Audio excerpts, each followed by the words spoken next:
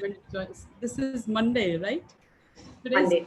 yeah, Monday to come and join us. Thank you so much. So I don't know why I was on the Saturday mode. You're working from home. Yeah, yeah. Okay. So welcome all of you. So I can still hear my echo. Somewhere there are two systems on, so need to switch off. Yeah. So it's a pleasure to have our alumna Priyanka Modi of the label AMPM, the class of 96, who was with Pearl and did a rigorous course in Pearl Academy. From there onward, she went to London School of Fashion to pursue her B honors in fashion design, is widely traveled, widely well informed about fashion. When she came back to India, she saw that she was in the entire plethora of couturiers and the retailers. And as a sharp businesswoman, she found the need gap that what she needs to do. And she started off with something as luxury breadth, which is based on minimalism.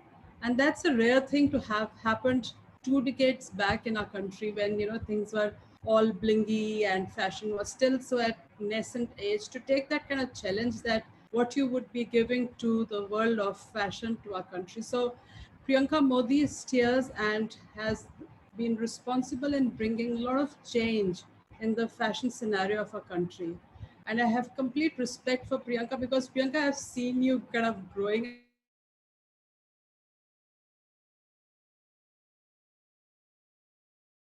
seen you when I was the class 9, transforming fashion scene in a big way. So minimalism, which was miles away from our country, working class of women was increasing. And some women, I keep reading about you, you are one of those designers to steer and drive that, the working class is becoming much bigger. They need to have something which is of luxury breadth, so there you were kind of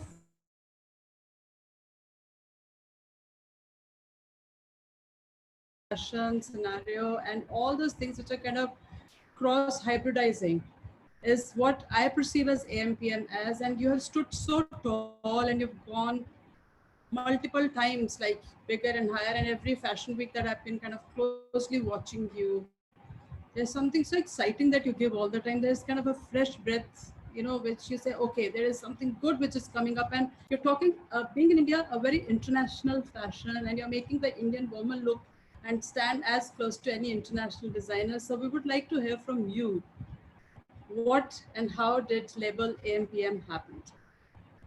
Welcome, Priyanka. Thank you so much for such a warm welcome, Ambika. Very, very flattered, actually. And I really wanted to thank the Academy because it's an honor to be here. I passed out from Pearl, and that was, Pearl gave me that foundation that I think I required at that time to stand tall, like you said.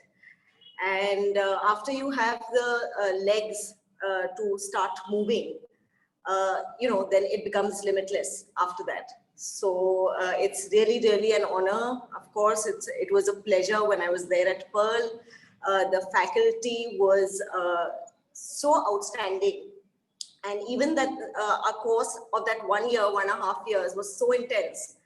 But they made sure that we come out with not only technical skills, but as very conscious designers. So thank you, Ambika, for the introduction, and let's start the session. Priyanka, how did you think of, luxury breadth? Because that's a keyword which was never coined at that time, So how was that, the straight shifts and all that was very international. And you were even taking that risk to bring that to our country approximately 2 decades back, when women were kind of, wanting to flaunt anarkalis, and there was a lot of layers and layers of fabric around. And you took a stand that, okay, I'm getting into something which will be bare minimal. What was driving you to do that? Oh, you're on mute. Sorry. So after I completed my education in both Pearl and London School of Fashion, When I came back, I saw this dire gap.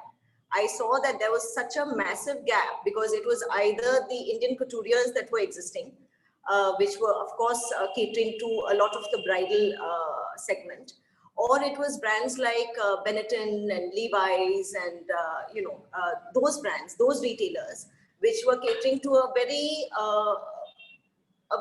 everyday mass product. And so there was this clear niche and clear gap because I couldn't wear a sari to save my life. And I knew that instinctively I was not drawn to something that was so heavy. I think India needed that contemporization, and that helped me build the niche. It was a clear niche, and that's what excited me because India holds so much luxury and heritage on its own. To be able to draw from that and get the simplest form out, which women could dwell in and consciously consume on a day-to-day basis, that was exciting for me. So yes, the couturiers and the other retailers, I think, made it very easy for me to find my own segment because I was always drawn to a lot of simplicity. Simplicity and being minimal, and minimal means so many things to so many people. But for me, it meant just simpler dressing that could be semi-formal and be used for other occasions other than just being a bride or just wearing your uniform to work. So that gap was exciting, and that's where I saw a niche happen and a gap happen, and I indulged in that segment. And that's the sharpness and the intelligence, that how do you spot that gap, that what is missing, and you Right. challenge to take it up further. And being the face of making fashion so wearable in the true sense. It was not that only evening galas or weddings were the fashion. So you were actually making every day-to-day wear a fashion thing. Just to give an example, like, did you have competition at that time? Were there any other more labels or other designers who were giving you a competition? So there were just a handful of them. I remember Tulsi being there as a brand, and there was Q from Rohit Rahul, and they were doing extremely simple shirts, as well as they just started out their women's wear line. So these are the two labels I distinctly remember, which were parallelly happening at that time, and they were developing themselves. So that's the competition I remember. Yeah, and that's so fashionable, like your competitors are also so fashionable. So the way you were kind of pushing for the fashion, I mean, it is almost like bringing a new vocabulary of fashion to the country, like how Indian women should be Right. dressed. Yeah. So you Right. were only in the metros at that time, and there was no internet, Absolutely. So Absolutely. how were you penetrating into tiered cities, that, or were you only catering to in metro cities at that time? How was your market becoming bigger or grander? Right. So we started out, of course, as making capsule. We started making capsule collections, which we would stock at various multi-designer stores. There were a few significant ones even at that time. There was Ilahi, there was Oman, there was Xenon. There were a handful of these very established multi-designer stores where you could, start off your careers. So actually, that's where AMPM also got built. And once you've done some collection season after season and you see the response, then you get a lot more confidence. And that's what we got. We saw the success in the line. I think it was unique and distinguished at that time. And like you're saying, Pret was not exactly prevalent in our country. So it was a very exciting time. And I think people just immediately took to it because it was something that was just waiting to happen. And I'm not saying that we were the only ones, but yes, we were very far few and in between. So there were just 3-4 labels that I recollect that were there, and that's where we took off. And then there was no return. Of course, then we went into opening our own stores, etc., etc., and then there was a journey from that. And Priyanka, that's a true definition of a designer. You know, how do you understand what does the customer need? You know, Right. it was not a fanciful thinking happening in your design studio. You were Yeah. actually understanding the undercurrent of the society, that what is that they need, and Yes. somewhere you were experimenting on you as yourself. So it seems like what is coming out, you were Absolutely. also your muse yourself, that you were not getting those products in country. You wanted to do Right. stuff like that. So where does Priyanka Modi draw her inspiration from? So in the beginning, truthfully, for a lot of years, we experimented with a lot of things, Ambika, to answer that question. But over the years, we started realizing that the biggest excitement for AMPM and to draw its inspiration came from global arts and crafts. So whether it was India or whether it was anything globally, where arts and crafts and contemporizing them and to be able to express them in the most simplified fashion whilst keeping the essence intact of the craft. That's what we've been constantly inspired by. Until date, I think we search around the world to just uh, find that one unique craft that's probably died over time. But and I won't use the heavy words like revival, but it is getting inspired from them, simplifying them, redefining them, and making them relevant for today's consumer. So, Yeah. that's where And we draw our educating the inspiration. consumer, you know, that's so important. You're educating the consumer, because I think Yes, these crafts are miles away from the consumers. The way you are doing your storytelling through right, design and the concept which is coming to them. So this entire series is called as Concept to Consumer.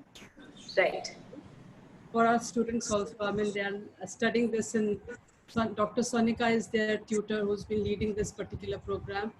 right. When during the pandemic started, you know, I came across one of your interviews on Insta, and I was completely blown that there is a designer who's talking about conscious entrepreneurship, Right, which was like, wow, I mean, somebody needs to talk about it. You know, it's something so right. important, and especially the times that we are in now, it is Yeah. all the more needed. So could you speak about, you know, how is this shift, like you were talking about global art and crafts that you've been working, and conscious entrepreneurship comes in. So how did Priyanka even thought of taking a direction towards that? So I won't make this long, but I'll share a little backstory. That when AMPM started, it was like you mentioned, Ambika. For me, the customer was as important as the process of design was. It was not a women fancy that I started the label with. Actually, the key essentials and the foundation that AMPM was built on is still something that has sustained us till today. So whether it was wearability, whether it was effortlessness for the consumer, whether it was high on quality, attention to detail, and no matter what style I studied, for me, it was imperative that my consumer gets functionality in their clothing. Uh, and that, of course, gave us that brilliant foundation to be able to last many, many years. We kept spearheading into the market. We kept opening stores. We knew how to scale our business. We didn't want to be a boutique brand, which is just, we wanted to be in the business of fashion in the true sense.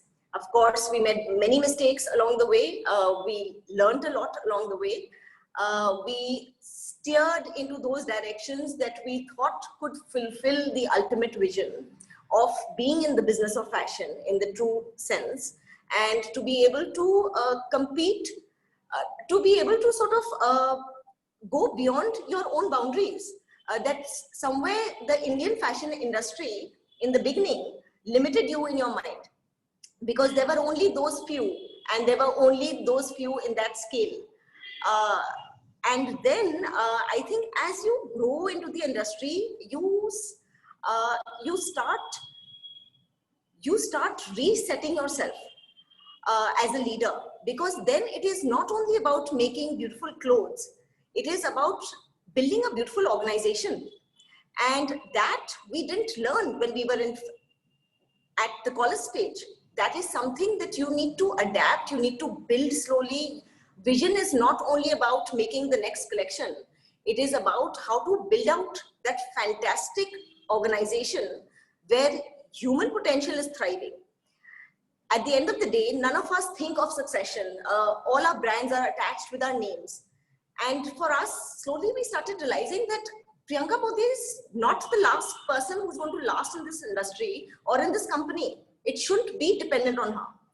If we build something beautiful over the years, given it our heart and soul, then it should be able to succeed for the next 100, 200 years.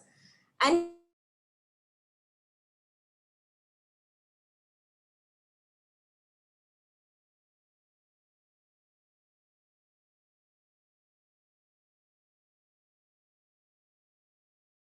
going about it the right way. So we took 3 steps back, and actually we did one of the most beautiful and exciting exercises because we found the right mentors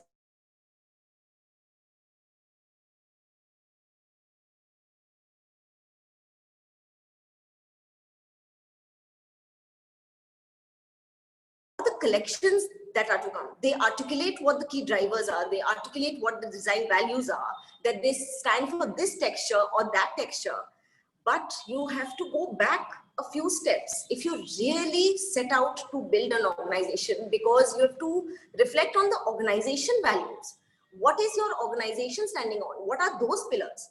If that is not answered, in the next 10 years, when fashion changes and you're not being able to adapt, you've become a generation old. I need the next generation to come in the company whilst I'm alive, whilst I can train them, mentor them, and them to take this forward. So all we tried to do was not only make it professional, but become conscious leaders first ourselves in order to build out that organization. It was a tall order. It was a tall ask, because you're stopping and you're doing something else now. You're trying to aim for a bigger picture, and ultimately the other things will fall into place. The Indian fashion industry is too young, and that's why we are not thinking in that direction. But I guess I was lucky enough to be introduced to people who sort of re-steered my values, and I felt like building now an organization, and that was the vision. AMPM was for the business of fashion, but with that comes an organization. And without that, you have nothing really, not for the long run. You can, make those fabulous collections and sustain and be very applauded in the media, but you're not doing enough. You're not really looking at the large picture. So of course, it was a beautiful learning. And I think the first thing I learned in the conscious entrepreneurship program is that the entrepreneur needs to be conscious themselves. And it is only conscious leaders who can build conscious organizations.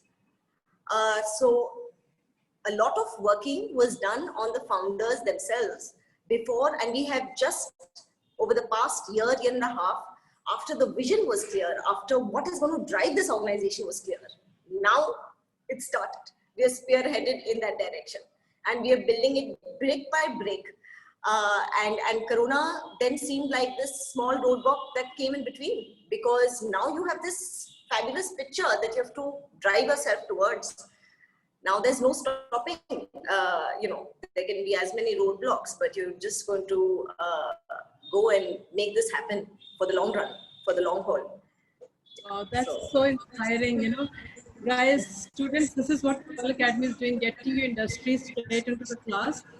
And I think, Priyanka, you so honestly told, like when you were a student, then you were in industry, and the jhatkas of industry, which made you relook. And, when we are talking about design thinking, it becomes a straight case study of design thinking, like you got to step back to see where are you going and which direction would you be taking. So it's so important to take a halt, take a deep breath, and relook at the vision and reset what has to come forward. Amazing. Thank you so much. Because, I had only 15 minutes on my hands. So I have to switch over to Dr. Sonika. Absolutely. Absolutely. And it was delight. And I'll keep popping up with questions in between. Absolutely. So Sonika, it's yours. Yeah. Hi, Thank you so much, Ambika. And once again, a very warm welcome to Priyanka.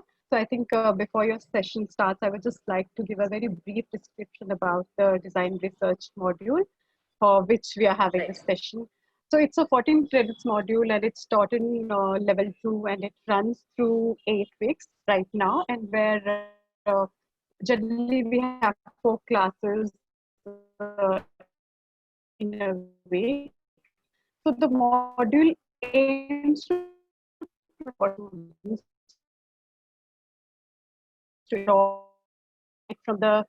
from the concept to consumer. The students are all see whether it's a brand or whether it is a label, retail, high street, online, and bespoke, and so on. So they're further exposed to different working styles of designers, and a little bit of introduction to the functioning of craft sector in India is also provided. So as far as the students' projects are concerned, they're supposed to do in-depth research on one of the market segment, and they also need to do a comparative analysis on the brand labels or the organizations under that selected market segment. They are further expected to find a gap and create a design brief for themselves, developing their own design aesthetics and philosophy. They're further encouraged to build the individual method of delivery and also to some extent presentation skills in terms of visual and communication presentation skills. So apart from learning and executing various research methods, a very strong focus is given to academic writing, using appropriate written and verbal language along with the correct referencing method. So that is the whole outline of the module. So Priyanka, I would like to request to take us through design process, which your renowned brand AMPM follows, and you can tell us more about method which you employ to identify your client and market segment, because that is what primarily we are dealing with. And yeah, how important is time management skills to any fashion business for that matter? Absolutely. Yeah, and before you start, I would request all the attendees to note down their questions and share in the question box, and we'll take the questions later on towards the end of the session. Yes, Priyanka, it's over to you.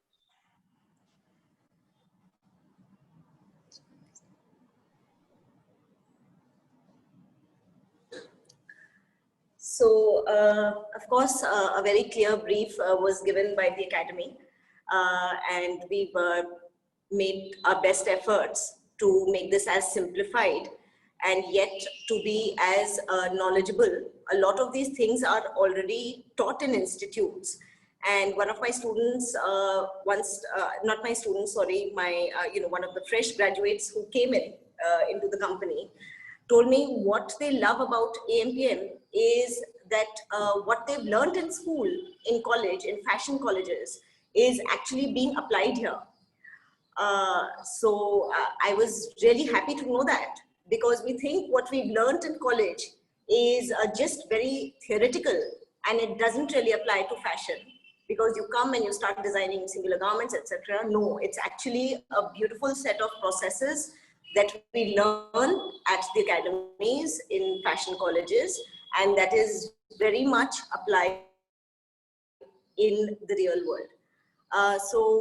Of course, I've made some additions so that some practical knowledge can be shared. Next slide, please.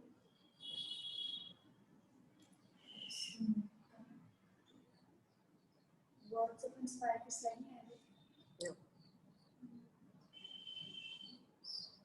Yeah, it's come.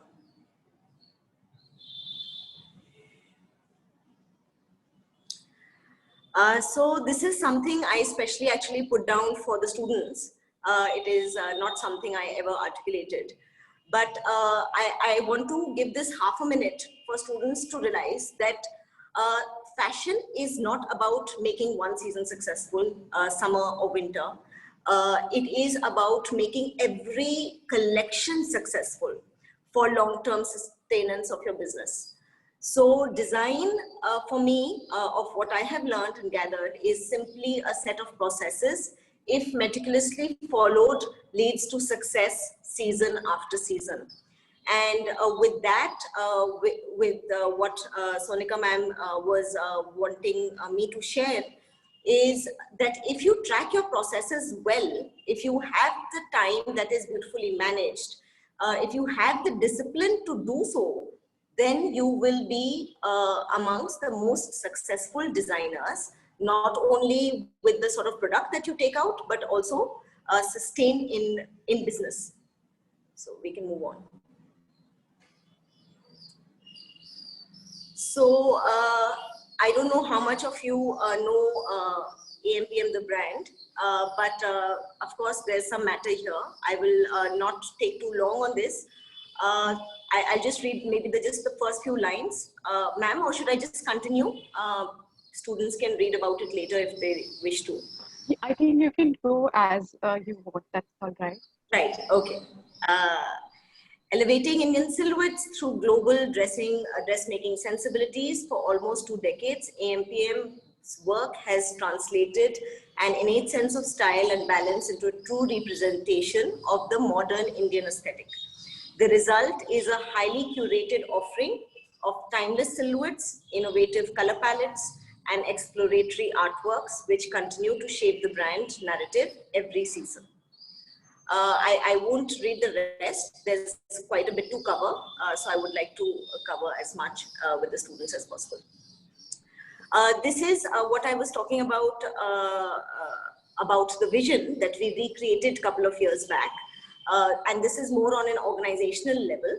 It is not only for design, it is the organization at large. It is what the founders built out to do.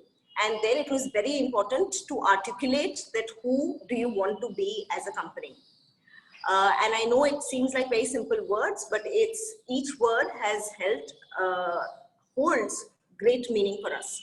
So AMPM is an effortlessly elegant luxury lifestyle brand that embodies trust, fairness, and human potential.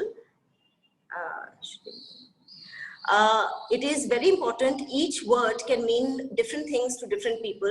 Trust can mean different things to different people. Fairness can mean different things. Why we articulated it further is that what does it mean for us? And what does it mean for AMPM as an organization? So whilst trust will be articulated in a different way, for us, as an example, we wrote that an emotion built over time due to an experience of consistent delivery on commitment. Trust might mean different things for different people. So like that, we redefined and we articulated clearly our vision key drivers. Going forward, who is the AMPM consumer? This is something that each person who is starting out their own labels must know. That who is it that they're catering to. So the AMPM consumer is a discerning woman that would pick timeless quality over tentative trends any day of the week. Her life is multifaceted and she juggles her many roles with equal expertise. Since she is so versatile, her fashion too needs to be the same, an extension of her personality. She's the woman at the boardroom meeting and the one running a household. She's the one celebrated at an event and the one defending the law in court. She's the one curing her patients and the one traveling the world. So in this, you'll be able to understand that how diverse this woman is. It is not only about attending occasions, it is about her day-to-day life where she needs to be most comforted and she needs to be explicitly dressed and so that she can be the best representation of herself. Purpose of existence, like we covered briefly in the vision, it was incepted to bridge a gap in the Indian market between the Western and the traditional fashion prevalent at the time, but has rapidly evolved into a brand that is poised to take a luxurious version of India modern to the world. And of course, one of the other things was, okay, we can move forward, sustainable. As a brand, have always believed in following processes which are high in value in terms of design and quality, long-lasting functionality, making them timeless in nature. This is the one thing that we have done consciously or unconsciously over the years. Whether sustainable was a hot topic to be discussed or not, it is something that we did from day go. This is our consumer age group. It is also been 25 to 45 years. Of course, 25 seems very young for a brand like AMPM, but AMPM is continuously evolving itself to reach the millennial without losing its design values. These are the occasions. It is very important for each brand to define what occasions is the product being worn at. If that clarity is there, it gives a very clear definition to what fabrics you're using, what techniques you're using, what embroideries you're using, what price point are you selling at. So this is a very important step for all those who wish to start their labels, that what are those various occasions in somebody's life that you're catering to. It could be workwear, it could be, clothing worn for, loungewear, or for exercise reasons, for formal reasons, for, more formal events, but it is very it is very important to define this category of where AMPM, where the product is being worn. So for us, it is this.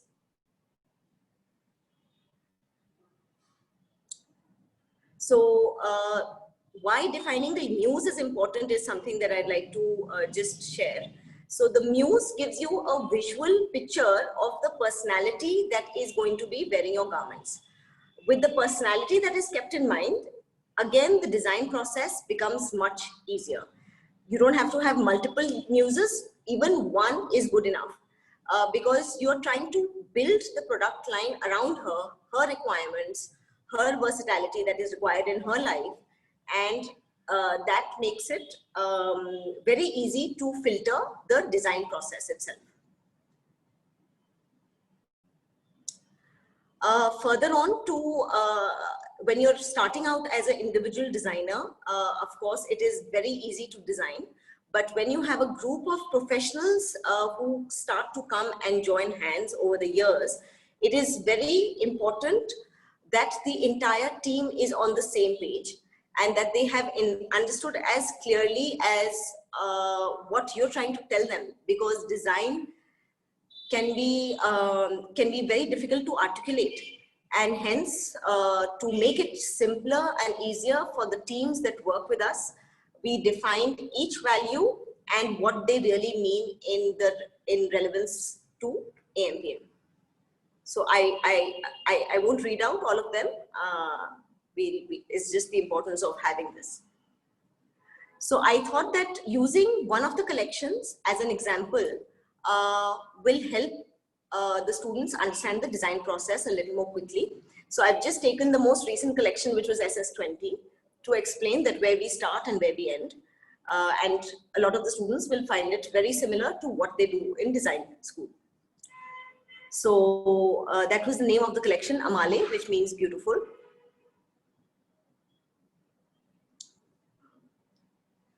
So it helps to write a collection note, that what is it that in this season you're trying to express, what silhouettes you're trying to take up, what is the sensibility that you want to give, which are the key things that you want to talk about, what is the unique difference that this collection will have, and to generalize the mood at the first go before starting out your collection.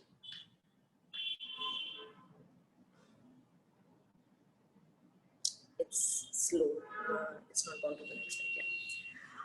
So we took Africa as the bigger umbrella for this season's inspiration. And again, Africa is got so much heritage and so much culture. It is very important before starting a collection to narrow it down as to what are you trying to express in the collection. So it is very important to study through the subject, through the country, through the state, where the craft belonged, who was the artist, etc., etc. But then you have to simplify it and put it for yourself so that you're working in a more narrowed environment. And it helps to, again, get clarity on the collection that follows. Mood boarding, which is the first step, a great representation of images to, of course, set the visual direction for the new season or collection. And it is, of course, one of the most effective tools to communicate your ideas quickly to the teams.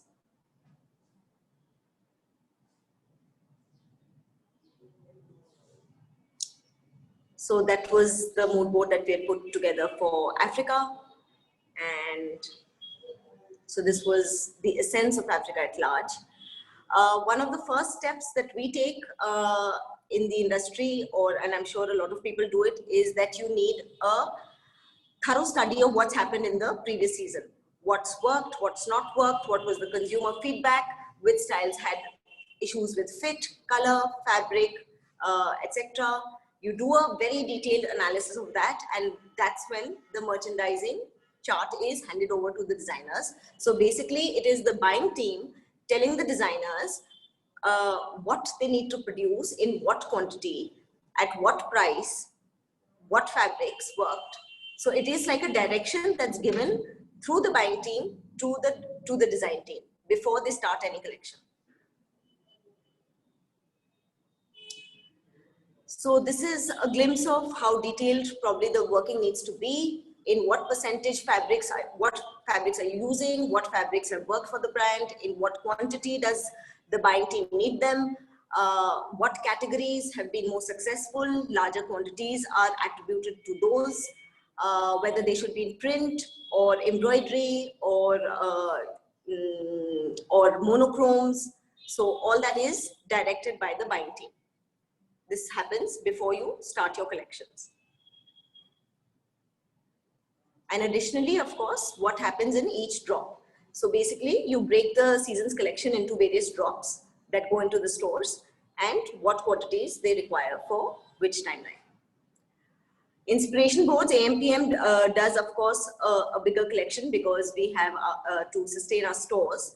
And by that, you need to segregate the inspirations that you're taking up into capsules. Because with one inspiration, it becomes very boring for the customer to just pick up the same flavor throughout the season. Because the customer base has become large for AMPM, it is important that you take the umbrella concept, but you break it up into different flavors. So these were the three that we had taken up for Africa. One was pottery inspired. What are the keywords that we want to keep in mind? So that again, you're narrowing down to a very clear direction.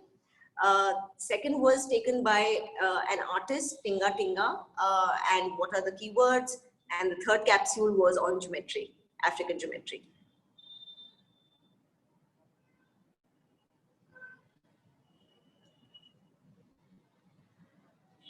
So again, keywords, what does the pottery edit mean to give? What is it as a capsule? Again, described.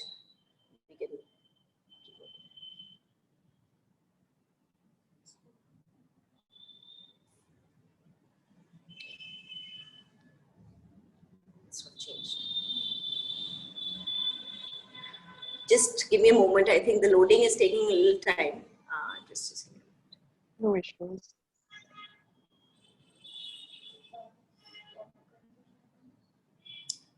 Okay, so that, and so we can keep moving fast. I'll catch up to the slide change. So these were the potters that we got inspired by for the pottery edit. I'm just talking about one capsule first. So, so like I mentioned, AMPM is always very, very drawn to arts and crafts. These are some very popular, famous artists and potters of the time. And we chose to delve into their craft. As a next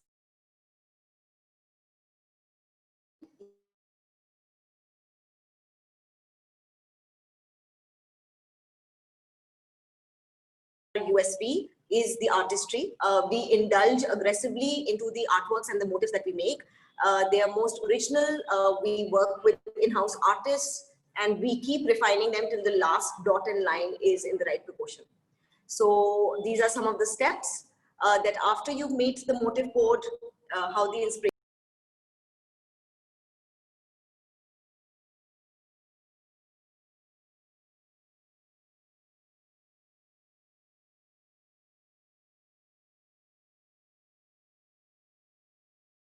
technical glitches taking over. So in the entire process, which one do you think is the most tedious one, you know, like where you as a designer has to really get involved in? So, you know, I call it the 40-day labor time it's like, that comes twice in a year. It is you birthing a season. And those 40 days are intense. They have your moods going high and low. You need to crack the right inspiration in order to get into the right processes. And if the inspiration is not exciting, then you don't get that energy and that push into starting a collection. So those 40 days is where I am, I think, heavily involved with my team. Of course, my team takes care takes care of all the processes simultaneously with me. But if we get that right, then the season's mood is set very beautifully. So like I said, birthing a baby, those 40 days I think are imperative in my mind. It is labor time. Okay, so color inspiration, then we follow an intense process on color. All the base colors names are defined, all combinations are pre-done, all the accent colors are named, all the fabrics that we're going to use are defined, and I'll take you through the processes that follow suit. So colors, color stories, dips, combinations, the final folders, the final sample dyeing. This happens in color.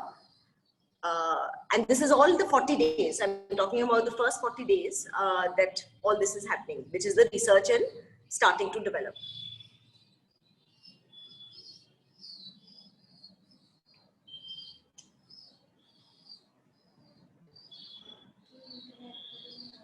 Should I do it from there?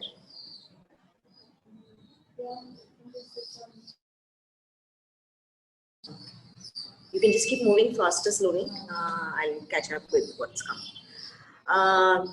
So thread, of course, have we moved too fast? No, okay. So thread collection, embroidery materials collection according to your color stories. This becomes a small process on its own. Collecting the right materials that are going to excite you. They need to match the colors that you have chosen for the season. Just keep moving. Then material collection, that is another process that happens. Then fabrics, it's a very key factor, because the fabrics add to a lot of excitement, and that is clearly defined season after season. What rates are we looking at? You need to match your price points. You need to send all the sampling dips and dyes so that the new fabrics are well tried, are thoroughly checked before you start using them in the collection. All fabrics are checked for content, etc., etc. Silhouettes, of course, research, reflecting on the previous season's hits, defining the new looks for the season. It goes into sketching, then it goes into muslining, then you're trying for fit and for accurate body types. So you generally are, trying either on models, on yours, or on certain standardized formats to make sure that the fits that you're using as the new fits are absolutely correct in size and pattern. Then, of course, the techniques come in, which simultaneously get developed in the first 40 days, so that you know that what new techniques you're using. You need that R&D time to develop by collecting all the key ingredients first, and then you get to the stage. Your artworks are formed by that time, your materials are collected, your inspiration is there, you know what you want to do as new in the season, and you select those and you start developing them. This is just some of the details for this pottery edit that we had worked on. Of course, digital printing and cut work, etc. Then comes the placement direction. So you choose your set of silhouettes, your bodies are ready, your muscle bodies are ready, and now you start to place. So you, of course, choose a placement direction. Either you hand sketch it, or you do it on softwares. You discuss the placement first so that you have the right direction.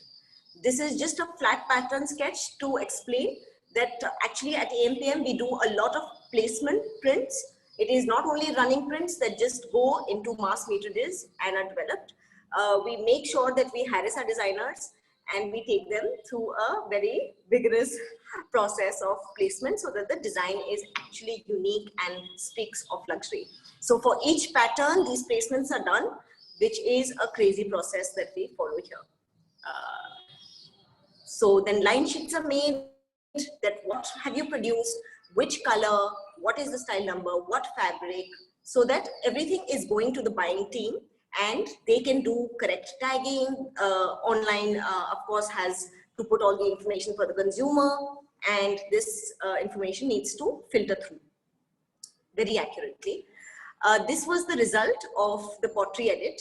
So African inspired, we made sure that the place that we shoot at also gives the flavor of that, so that the inspiration has the essence coming through till the end of the collection. So this is the campaign that we had done last. Of course, it was not done in Africa, so I won't lie about it, but it was done in something as close. So your choice of model, your choice of location, the mood that you're building, it all starts revolving around your key concept.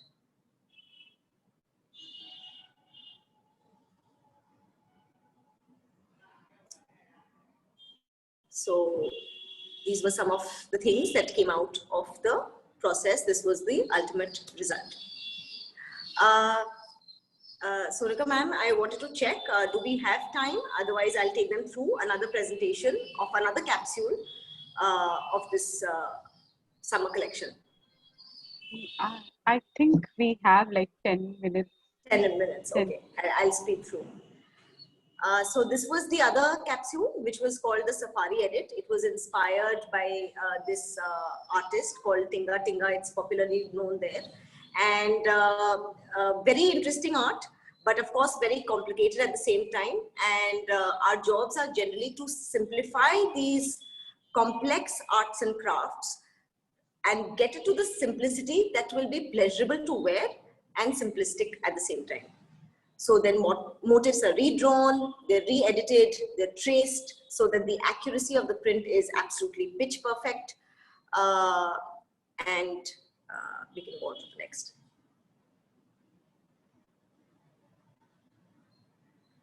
Again, the color palette that you choose for this capsule, so that the various drops that you're having in the season are all, of course, they keep sitting beautifully as an umbrella story, but you keep breaking them up for variety for the consumer.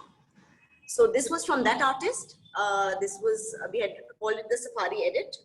Of course, it had all these crazy animals that we had redrawn so that it becomes a little more contemporary and simplistic. This is just to show you from hand sketch, it goes to digital, then it gets placed. Then this is a rendered sketch that we do before the garment is going into making as per sample, and that is the ultimate outcome in the end. So for Safari Edit, this was the campaign, this was the shoot that we had done.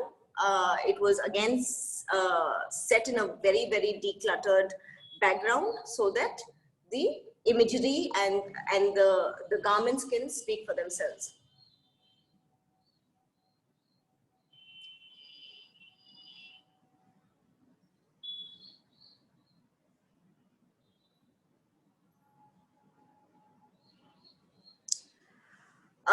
Time management.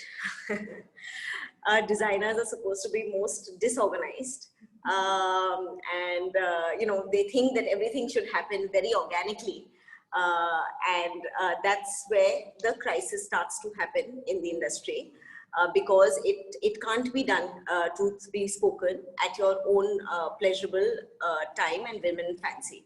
You need to know what process is taking how much time, and over the years you develop the right timelines so that you are being able to cater to the consumer season after season in a more methodical, timed manner. So we will go back. So I wrote down the few things that have helped me over this time be in control, so to say.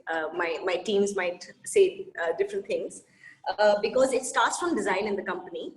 And if you go wrong, you go late, then the production suffers, the merchandising suffers, the shoot suffer, the content suffers, the campaign suffer, everything goes into a huge amount of delay, and every other team is pressurized in the company to perform against timeline. So it became very important that designers, if they don't know, must learn how to manage their time efficiently. And when my students, I mean, I keep calling them students, but when my designers come in, especially the young breed, the young lot, I keep telling them it's the one thing that I can teach you at AMPM. It is to manage time a little more efficiently than any probably than some of the others, and I'm sure a lot of designers do this.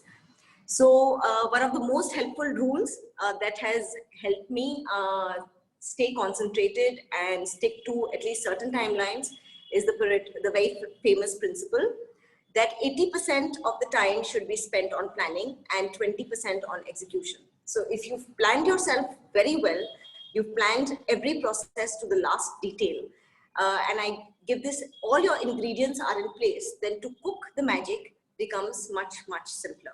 So 80%, and I know it sounds like a lot, but if somebody can really follow this, then it has excellent results. Some of the other things that we do, and we'll start sounding like a management school if I go on about it, is calendar planning for the entire year. Quarterly goals are made, monthly goals are made, and then from there we draw our weekly goals.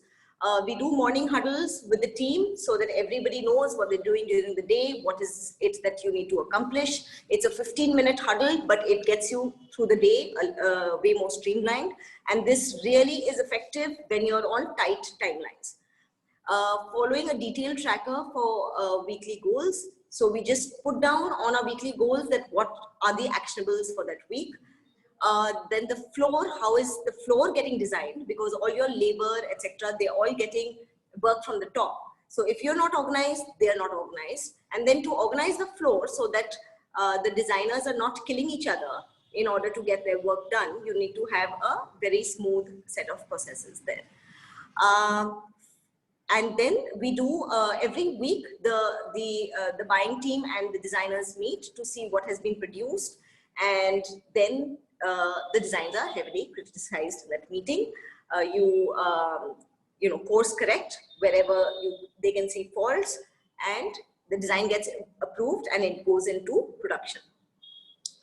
This is, of course, one of the formats. I thought by visual, it'll be a little more clearer. So through the year, you're planned. You know what is going to finish, which drop is going to finish, which team will start off on research first, so that the rest of the year is being well-oiled, well-planned. And so just to give a brief idea as to what happens here.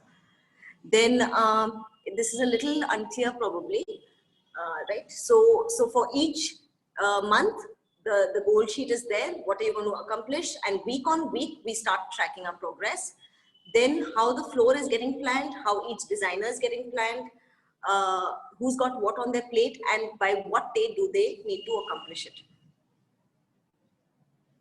This is a rough idea of what's happening on the floor. So the masters, the finishing people, the costing people, the tailors, to that detail, we try and plan the workflow so that it is all systematic and we come to know who's got what on their plate.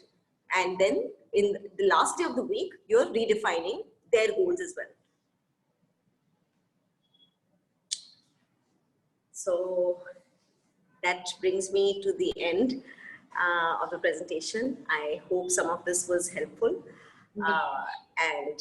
No, I think, thank you so much, Priyanka. And I think this was such an insightful session. I think this is one of a kind of a webinar where a designer is coming and sharing the whole design process. It's a very rare thing to happen. So thank you once again. And I'm sure not only the students from level 2 is going to resonate with it because they are working on something similar, but even I think level 3 students who are working on their ideas for the final collection, they will also going to associate with it because, that is what they need to do. They need to understand. I think it's very rightly explained how you start conceptualization and how you reach to, or towards the end, not leaving anything behind like consumer and client and everything. I think it was a wonderful session. Thank you so much. And I think students have a lot of questions too. So I would request Ashish to please proceed forward for question and answer session. Yeah. Thank you so much. Yeah, thank you so much, Priyanka. Once again, it was amazing. It was, it was almost like being in the studio with you. and sort of Absolutely. seeing the whole journey, Everything. how you Right. started from the drawing board and how it came on, to the shoot, and it was very beautifully documented. Right. And thank you so much for, being so open and transparent and sharing, the insights with the students. I'm sure they will learn so much from this and utilize in their, day-to-day Ongoing project. projects that they're Right. working on.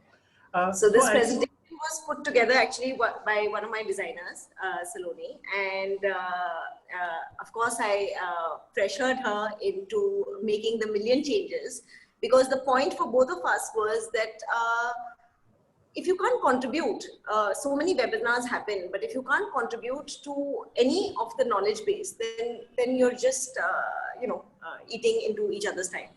So that was the intent, and I'm so glad that you enjoyed it. And I think now we got to know why you were so meticulous in asking the details about the session and everything. Now we came to know about that. Thank you Right. so very much once again. Yeah, Ashish. So, you actually touched upon this question and about, the gap that you see in the design process that is taught at institutions versus Right. what the industry expects a designer to do. You were Right. just talking about it briefly when we started. So could you Yes. elaborate on that? Do you see, is there a difference, or do you think it's fine the way it is? Could you talk about that? Right. So, like I said, Ashish, the institutes are actually setting up the right base for the students. And as a student, took me many years to go back. Every time that I have not followed a process, I have seen the results go disarray. And and it sounds very theoretical to have a mood board and to have the artwork board and then the color story and then breaking up into names, etc., etc. But you try and not follow any of them, and you will have to go back at some stage to square one.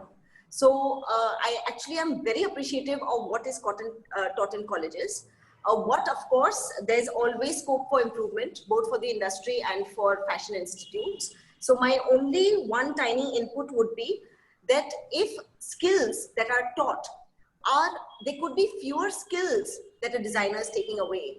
But if they can intensely learn that, they'll get a much better head start into the industry than they do generally. I think they have to go through a lot more. They have to break that thought from theory to practical design a little more. And I think they struggle in the first year of their learning.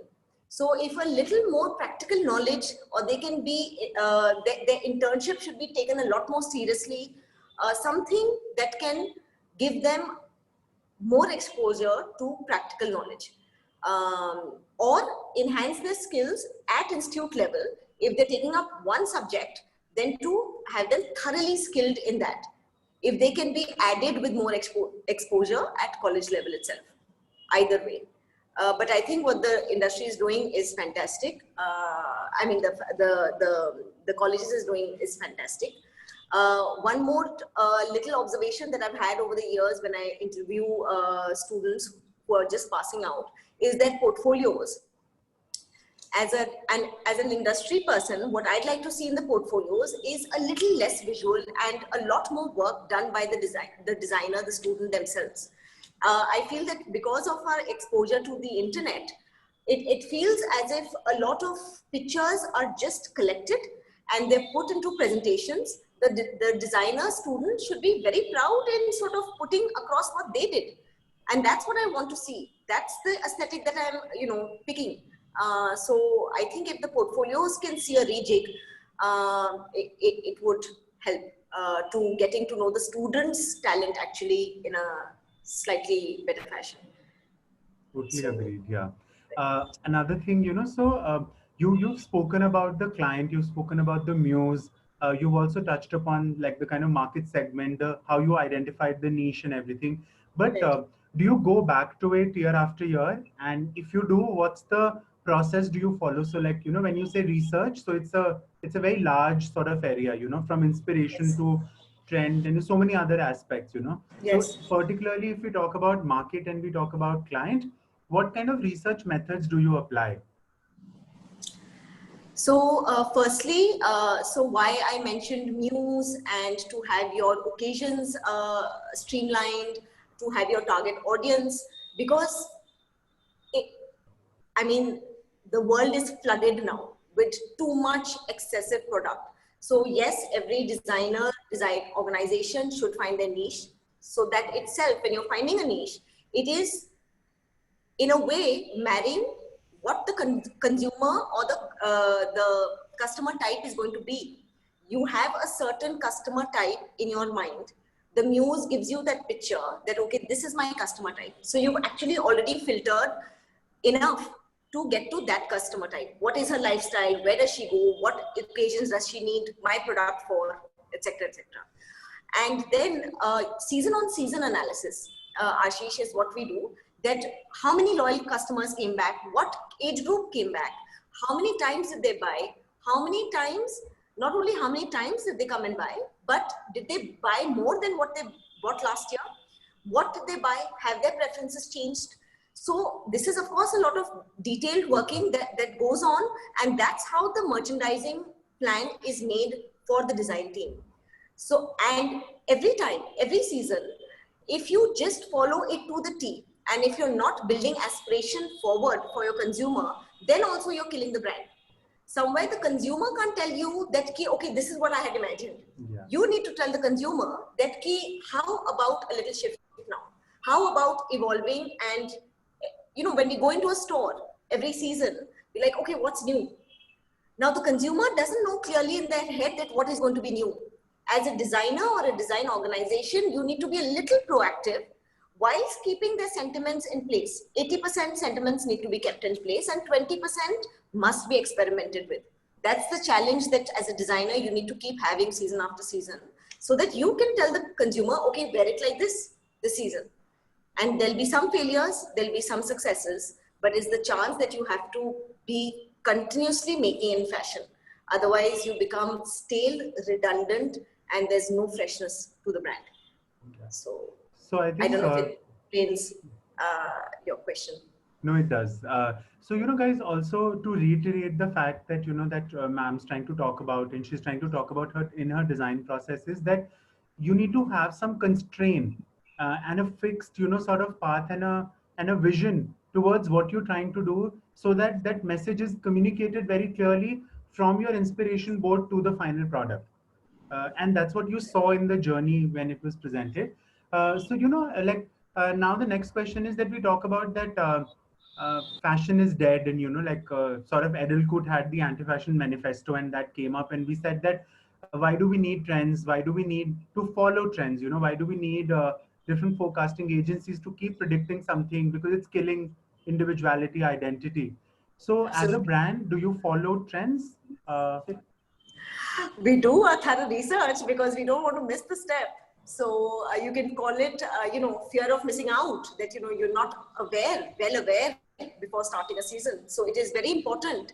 But at AMPM, truthfully, I think we follow trends the least. And a lot of these forecasting agencies, it is something that's being done around the world. I wish it was done a little more intensively for the Indian consumer itself.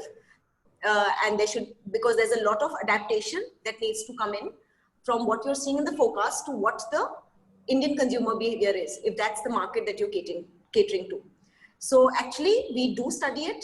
The team goes through it. And if there's anything very exciting that we think that can fit into our brand language and can be adding newness, then yes. Otherwise, I think we're very poor on following trends. Okay.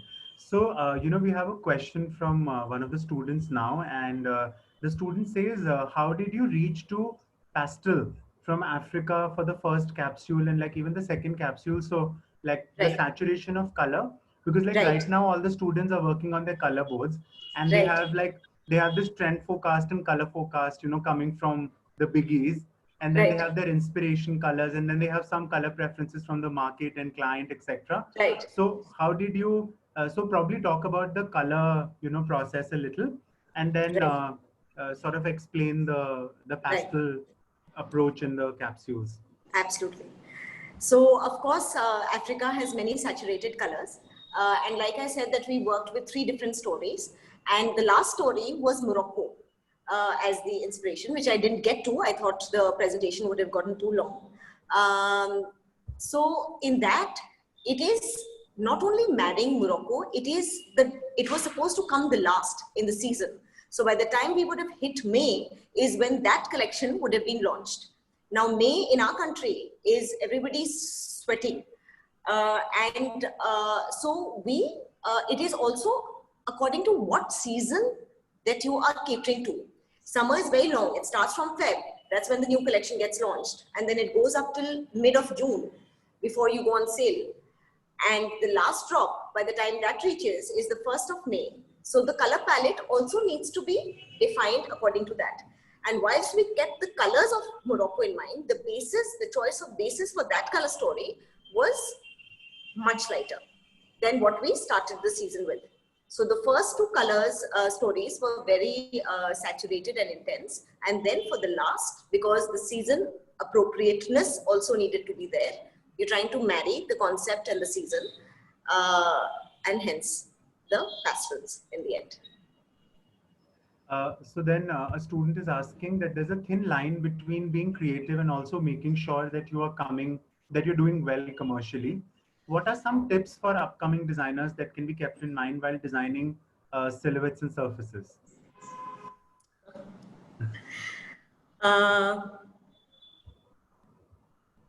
So the success part. No, so basically the balance between creativity and the client sort of, response that you sort of touched upon in the question, but right. Could you elaborate? Could you share some tips on that? I think lots of discipline, lots of redefining the brand, narrowing down, keeping the customer as king. It's not as if you keep the customer as king that you will lose. It's not necessary. There's no book in the world that says that if you've kept the customer in mind, it is your target customer. It is your muse.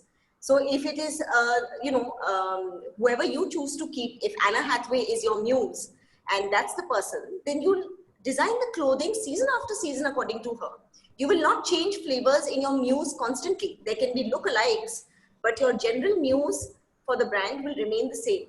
So that is one. So that clears your defining your language. That means there will be many people around that plethora. It will be not this one distinct person that you're designing for. In your muse, you need to find that, okay, there is this person, but then I can imagine many others. You will clearly write their attributes, that what do they stand for? What is their personality type? And many of us are similar personality types. We will not necessarily go and find that one unique person which has no replica in the world. So you will find your identity through imagining your muse. That is one way of looking at it. And then to evolve for the muse. So today your muse is in her 30s and tomorrow she will be in her 40s also. You keep evolving your design style, and that's why I said by 20%, by 30%. That is the amount of willingness, or that is your strategy, that if you want to transform completely season after season, there are no rules to that book either, that you can't transform. And if you want to sort of sustain who you are as a brand, and if you want that identity defined very clearly in your foundation years, then you experiment with the 30%. You need to actually plug in that process also, that 30% is where you're making the items that you generally don't make. That is also a series of a step that we follow. I couldn't explain all the madness that we do. I try to explain most of it. But actually in our merchandising charts, when we start plugging our season, so if 80% or 70% silhouettes are safe, then there'll be 20% experimentation, which is going beyond what you did the previous season. So yes, there is a very fine balance between the success and the commercial viability and design. But if you're designing for this persona, there are going to be more like her. So you need to concentrate on the creativity. And for me, actually, I come from a world of functionality. So I find it very difficult when things are made which will not necessarily be timeless or cannot be consumed over years. I hate the fact that it's going to be one season and then it's in the dustbin the next. So that's why we've concentrated on timelessness from the day go. But that is AMPM, and that doesn't have to be everybody's style. Everybody wants to follow a different path and their individual identity. And of course, there'll be the test trials. The first 2-3 collections of the season, you will try. You have to give yourself that much leeway that you try, you do the dip tests before you make the big businesses and the big models. When you've done your dip test, you already will know. And you need to follow your instinct. I mean, there's all the data in the world that is available. But isn't design a reflection of ourselves? So we know what we like and we are trying to adapt to what the others will like. I think that's a great advice, the way you sort of quantified, that 70% is the core, as a designer, Yeah. as a brand, and then 30% or 20% is what you keep experimenting. And Right. also very beautifully, you spoke about the 30%, the 30 years, like say if your muse is 30 years today, after Yeah. 5 years, she's 35 and then she's 40. And then the Yeah. psychographics are changing, even if the demographics are the same. So how do Yes. you adapt to that, and how probably as a brand you've grown? So I think Right. that's a key takeaway for students to sort of understand. So at the institute level, we do some very hardcore marketing models within the design process. So we look at STP, segmentation, Right. targeting, and positioning to understand the market segment. And we also look at Val's model, where Okay. students can categorize their client on the basis of their psychographic segmentation and say, okay, my client is a believer and the aspects to a believer are these, and this is how I sort of associate. And students have used multiple methods like they've stalked people on, Instagram. They've gone to brands Instagram and checked out client diaries. They've Right. been on, Vogue. They've seen interviews, and all of that has Right. sort of helped them understand this. Excellent. Maybe I can join this module. Uh, I need to do Uh, some relearning myself. uh, Thank you. So So, the next question is about. Sorry, yeah, Ambika ma'am. Yes, ma'am. but what I would say when Priyanka said, she can join in, I was just thinking, Ashish, we can, with Prasanna's go ahead, there should be a collaboration at this level, where you're also hinting that India does not have it, has its own trend predictions. So I think on that level, Pearl Academy, SOF, and Priyanka Modi can easily club up and do something really exciting stuff, which will be Yeah. very Absolutely. helpful to the market in general. Yeah. Yeah. And Yes, it that'll need be not very be exciting. called a trend. It could be called like, something that's going on in the market, like all the Yes. directions, all the So, different Ashish, directions remember that are that we going on. started doing that The trend idea interpretation? generator. Something like it, we Yeah. needed a designer who has the same psyche, Right. so where the industry input can come in easily, and then internally we can plan something. So it'll be something very exciting. So I think I Prasanna is know. listening. So he will be Absolutely. there at the end. Yeah. Yes. So then then the next question is, we always talk about being responsible as a brand or sustainable as a brand. But what are your opinions or thoughts on consumerism and the way people are consuming fashion today? What are your thoughts on that? So I think the past 2.5 years, there's been so much conversation around sustainability. And I think it's been pretty fantastic because I think through spaced repetition, you start sort of adapting it in your bloodstream. So whether you're a producer or whether you're a consumer, both ways, I think it's had great effects, not only on our generation, the generation above and the generation below. And I think the beauty is that I feel that the millennials have taken to it much more responsibly than we have. And I think we have the media to thank for it. They've been talking about it very actively. However, having said that, I think it is a very large umbrella, sustainability itself, social, economic, environment, all these things need to be the key pillars before any brand can officially say that they're a sustainable brand. And right now what's happening is, sadly, that the word itself is being frivolously used Yeah. as a marketing gimmick. That today I'm now a sustainable brand suddenly, and come and buy me because I'm so conscious. Uh,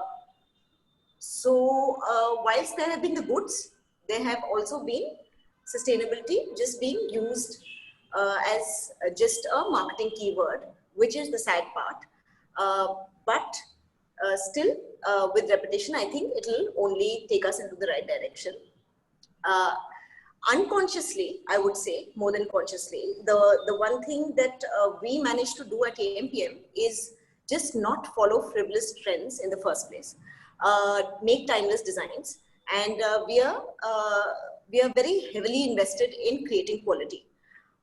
So those things have, I think, contributed in some little way, little or big way, in making this brand sustainable in its small way. And I don't think we've covered all of the facets. We're not even close to doing that. But yes, I think Corona itself was another wake-up call to sort of steer yourselves a little more consciously towards that direction. One of the things as a producer that we've been doing also, and more now, is making very edited collections. Produce right, produce carefully, produce what is required, so that you're ultimately not just recycling it by way of discounting and pushing the consumer to constantly purchase. Neither are they benefiting, neither is the environment, and neither are you, because you're discounting everything that you're making. So to produce less and produce right is something that we've been trying to follow for the past 1.5 years, very, very consciously. Where the consumer is concerned, where consumerism is concerned, so we are also not only producers, we are consumers, in my mind. And if you just reflect back 20 years, 30 years earlier, the ancestors, what they did, if we can just open those old books and reflect on their actions, they were big believers of buying timeless things, buying the right sari, buying that right weave, the right jewelry piece, the solid teak furniture, and then they would pass it on to their generations, to their kin, very, very carefully. They would save, they would believe in repair and reuse. Today, when something is torn, it's out of the window. I mean, who's going to sit and sue? So this is what we're doing. We're not actually, if you just go back to the values as a consumer, I think that's the most conscious thing that we can do, that our ancestors did. And we became careless in the process. Too much demand, too much delivery, too much access. Everything's on the doorstep. It's there literally the next minute. And one trend comes and it's out of the window. One celebrity's won it, and that's what you need to have the next minute. So pushing and marketing and not being conscious on what we already had as brilliant values. If all of us put together make even that little percentage of change in our consumerism, I think sustainability will be speaking for itself. So my 2 bits on. Yeah. No, I totally agree with you. I also support that idea that how our parents, like I have, quite old parents, and how beautifully they've taken care of their things. And I still see my parents wearing probably same clothes that they were wearing 10 years, Yes. before.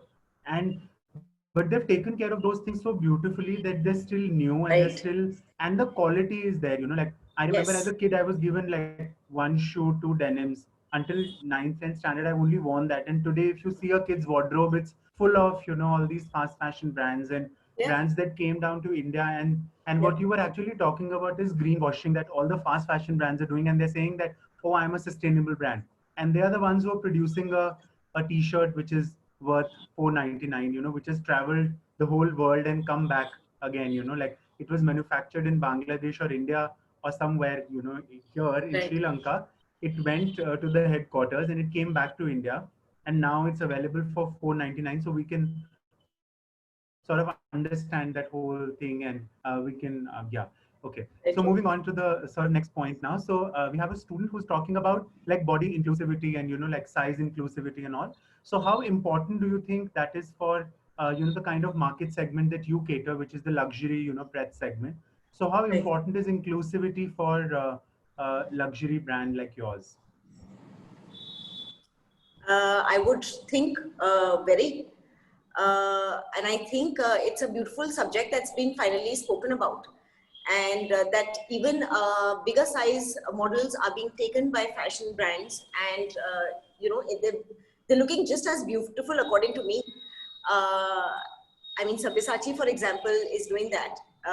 He's used the bigger sizes, and his clothes still look absolutely fabulous, whether it's been worn by a big person, and the relatability angle becomes much more, and the acceptance from others becomes much more.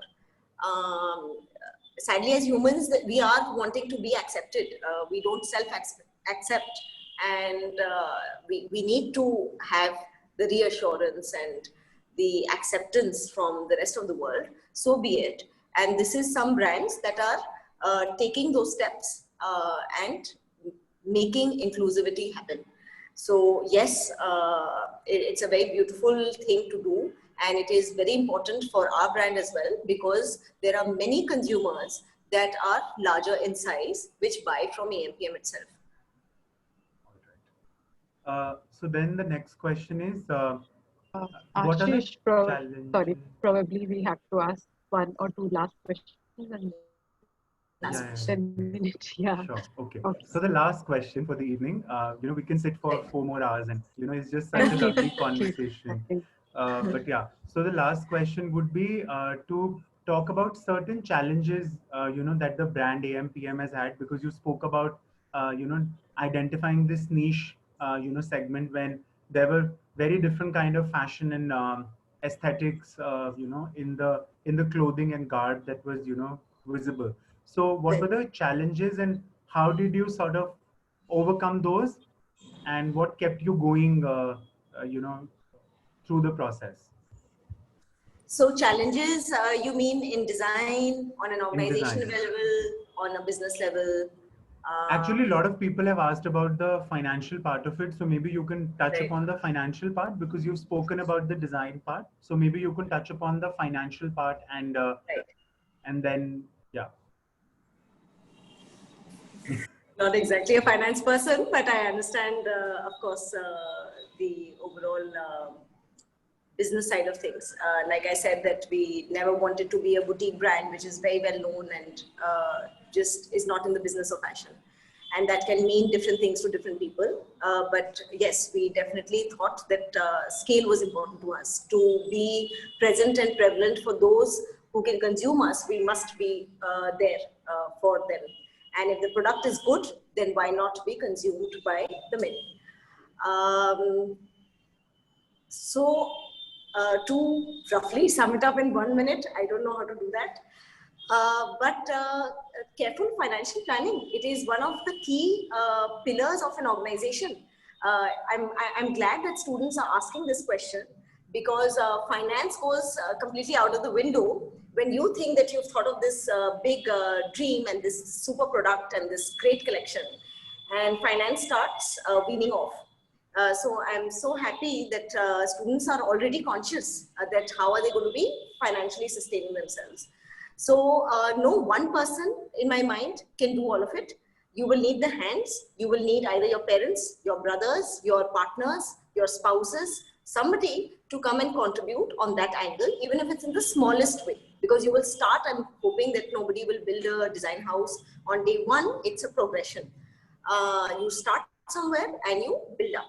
So you need to have very careful financial planning to start with. You need to fix that pillar as you're building the organization.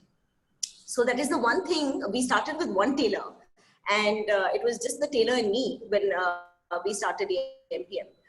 And as soon as the next person came, I knew that I couldn't have done this at the back of my notebook. I needed some professional help, and thankfully Ankur was sound in that area.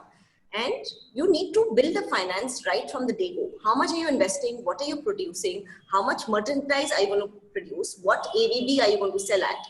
And you have to also account for things not being sold. So you have to account for the dead stock. I'm telling you the very, very basic maths here. It's a lot more complicated as you go along. Your taxes have to be filled, your people have to be looked after, appraisals happen. There's a lot of financial modeling, but it doesn't have to be overwhelming on day one. But does the support need to be there on day one? Absolutely. The day you pick up the first pencil and you buy your first set of A4 sheets is when the business is started. So accounting should be then meticulously from then. Financial modeling itself is a subject that I don't know if it's being taught now in institutes, in fashion institutes, but I think that could also be a topic. It is impossible for me to cover so much on this, the last half a minute left, but that is something that should start from day one. Not even should we reach day 2, and actually it is something that you build for a little earlier. What sort of investment are you going to do, and that's going to sustain you what sort of timeline? These are the number of products that you're making. What has a percentage, what is the best case scenario, what is the worst case scenario, what is the likely case scenario. You need to build out for these models. Then you know that you're going to last 2 years or 3 years or just 3 months if your product is not sold. Because fashion is a cycle. You produce the garment, then your money is blocked when you're making the product, then the merchandise hits the stores. So there is a big cash flow that gets blocked. You have to, I can go on and on, but I want to finish punctually. And we can set up another time and actually I can get the right brains in the business to speak about finance if it'll help. So just to give you an idea, we do have a whole module in the final year where students are working on finances and business plan and all of that. Yes. And, just the last very quick thing. So when I think of AMPM, is AMPM also like transition from day to evening look? Because a lot of kids, want to work on a collection where somebody can go to work wearing that, and they can also go to a quick, drink or a dinner kind of a, situation, Absolutely. which is a very corporate thing today. We are exactly that. The name sort of, just says that. And we have tried to do the same. It is very functional for a working woman, for the modern day woman, to be able to apply herself across hours seamlessly without making the least effort. Thank you so much. Over to you, Sonika ma'am.